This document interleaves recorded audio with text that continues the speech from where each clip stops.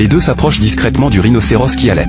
Pendant que le bébé rhinocéros boit son lait, il l'éloigne rapidement. La mère rhinocéros ne remarque rien. Jackie sort aussitôt un biberon, et traite frénétiquement une grande quantité de lait. Cette scène laisse sa coéquipière bouche bée, mais Jackie continue de traire avec concentration. Tout semblait bien se passer, sans savoir que le danger approchait. Alors que Jackie traite de toutes ses forces, l'assistant a un mauvais pressentiment. Il se retourne et reste figé. Il prévient Jackie en toute hâte. Le bébé rhinocéros est allé se plaindre à son père. Les deux s'enfuient aussitôt. Mais pourquoi voulait-il voler ce lait? En fait, 2 jours plus tôt, Jackie a été invité au zoo pour adopter un panda célèbre. Soudain, un groupe de malfrats surgit. Ils veulent voler le panda précieux pour le vendre à un riche marchand. Jackie prend le panda dans ses bras pour partir, mais le chef des malfrats lui barre la route.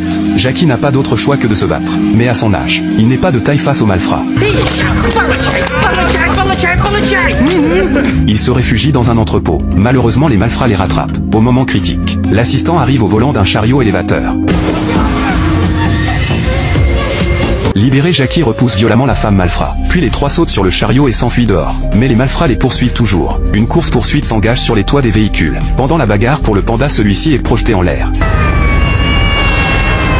Heureusement, Jackie le rattrape à temps, évitant ainsi une catastrophe. Le directeur du zoo les repère sur les caméras. Il ouvre aussitôt le portail en fer, laissant passer les 3 fugitifs, puis le referme pour bloquer les malfrats. Mais avant qu'ils ne soufflent, il réalise qu'ils sont entrés dans la zone des fauves. Pire encore, le petit panda a faim. Alors il vise le rhinocéros en train d'allaiter. C'est ainsi que commence la scène du début. La nuit tombée, les 3 fugitifs passent la nuit dans un phare. Mais le lendemain au réveil, ils réalisent que leur position est découverte.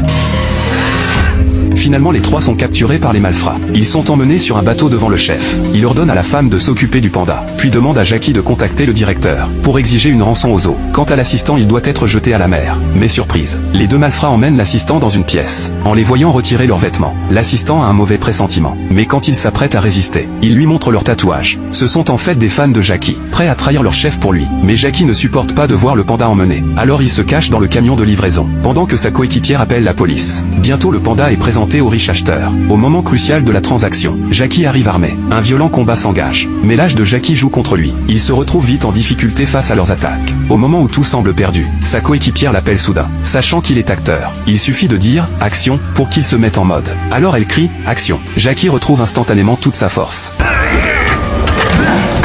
Il met le chef des malfrats au tapis. La police arrive aussi sur les lieux. Les malfrats seront jugés par la loi. Finalement, il ramène le panda au zoo. Plus besoin de craindre